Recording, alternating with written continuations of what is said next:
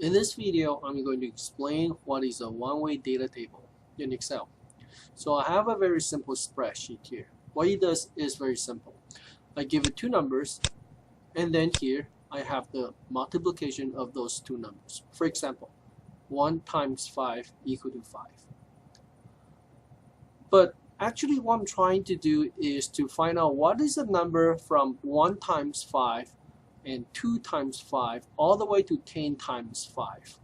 In other words, what are the outcoming number when I multiply those 10 numbers by 5? So I'm interested in finding out what is 1 times 5 over here, 2 times 5 over here, and put the 3 times 5 over here, all the way to 10 times 5. So we can use a data table to do that. First of all, I need to tell Excel data table what is the outcome I want to store. So this is what you do. I do equal to this cell. That would later tell Excel that, well, I want to store the outcome of this cell in those 10 cells. Okay, so that's why I refer this cell to equal to this cell.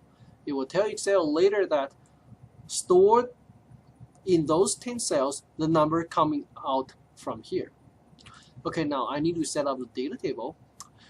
You do it by first select this entire area. Very importantly, you need to include this column in the first column in the selected area. And you also need to select this cell as the top in the top row of the selected area. Now go to what if analysis, data table.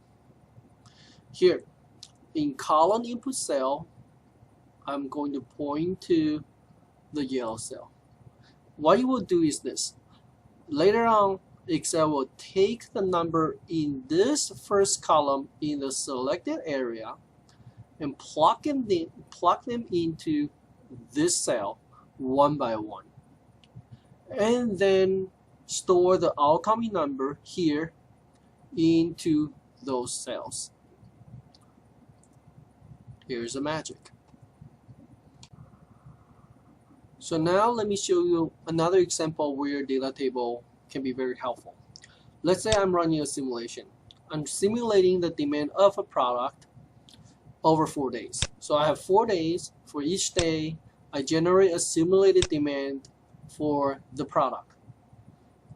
And I add those 4 demands up. So it tells me that in this run of simulation, the total demand over 4 days is 257. So 257 is a result from one simulation run. Let's say, well, I like to perform this simulation for 10 times, 10 runs of simulation. So these are the 10 times of simulation. And I want to find out the 4-day total demand out of those 10 times of simulation. And let's say I want to store the result over here. Eventually, I'm going to take the average to find out the average 4-day total demand out of 10 runs of simulation. In other words, each run of simulation is like pressing F9 once and then store the number here. So basically, I want Excel to run this simulation for 10 times and store the outcome over here. So here's how we can use data table. First, we need to tell Excel what is the result we want to record over here. So I'm going to equal to this cell because this number is what we want Excel to record in each run of simulation. Now let's select this area again. We have those 10 numbers in the first column, and the top row need to include this cell. Go to data, what if analysis, data table. Now in column input cell, well, we can point to any empty cell in the spreadsheet, any cell that doesn't contain anything. The reason is later on Excel will plug those 10 numbers into that empty cell, well, which means essentially nothing will happen. That's correct because those are just 10 index numbers. We don't want them to play any role in the simulation. Now we can click on OK, and that's it. I can simply take the average of those 10 cells. So I know the average of 4-day total demand out of 10 simulation runs is this number.